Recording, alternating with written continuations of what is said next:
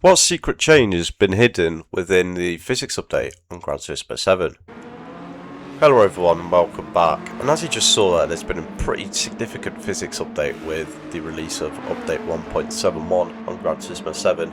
Now this has mainly changed things such as the way the tyres come in contact with the road, but that requires a much deeper investigation and a lot more time, so that will not be discussed in this video. Instead, we'll only be looking at the changes to the brake bias, which have been fairly significant, as I have found out.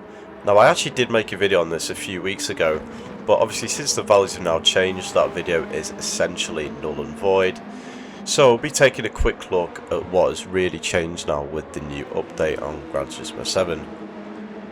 So the car we'll be looking at is the Ferrari 499P, and this is before update 1.71, and as you can see there, the difference in values is quite significant, which meant that your brake bias could have a pretty big impact on the way the car drove. And now, if we cut forward to the Ferrari after the update, you can see that the difference in values is quite significantly smaller, with about 3% increments per value.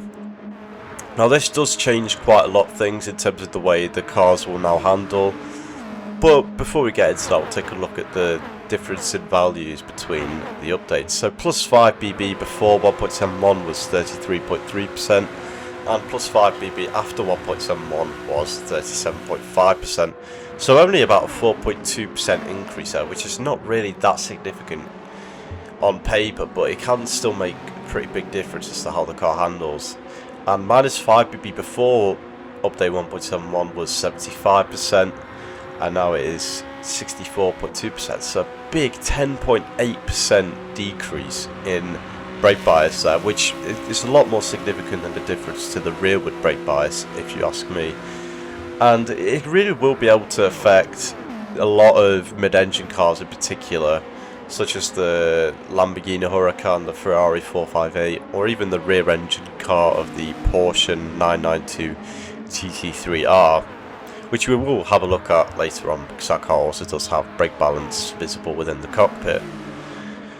But first we'll show the other cars that have visible brake balance in the game, the first of which being the Peugeot 9X8, which as you can see here has the same values as the Ferrari 499P, with the same sort of increments, both rearwards and forwards, and it's the same with the Ferrari 296 GT3 as well, with the same values present there as well. Now I do wish the brake balance display was a bit bigger on the 296, but it's not really much you can do about that, it's just the way it is in the game. And here we have the Porsche 911 GT3R, which has a much clearer display, and again has the same values as the previously shown cars. So what does this mean then for Gran Turismo 7's driving? Now there has been a pretty significant way the braking has been changed, with differences in the ABS and such, but we will have to get back to that at some point in the near future. But first we'll take a look at what the values have actually been changed to.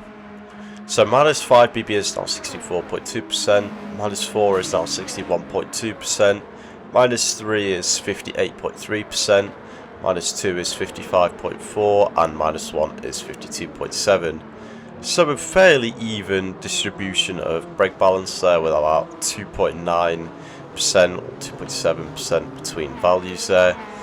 And plus 5 BB is 37.5%, plus 4 is 39.8%, plus 3 is 42.3%, plus 2 is 44.8%, and plus 1 is 47.3%. It's about 2.5% there, if you don't want to be super anal about it. But again, pretty sizable difference in the way the brake balance has changed within Gran Turismo 7. And there's plenty more to dig into in the near future with how that could affect braking and so on. But for now, we will just call it there and leave that for a much more comprehensive video. If you did enjoy this, please do leave a like and subscribe, as it does help me out. And if you have any video suggestions, please do leave them down in the comments below. But for now, that is all from me. Take care and goodbye.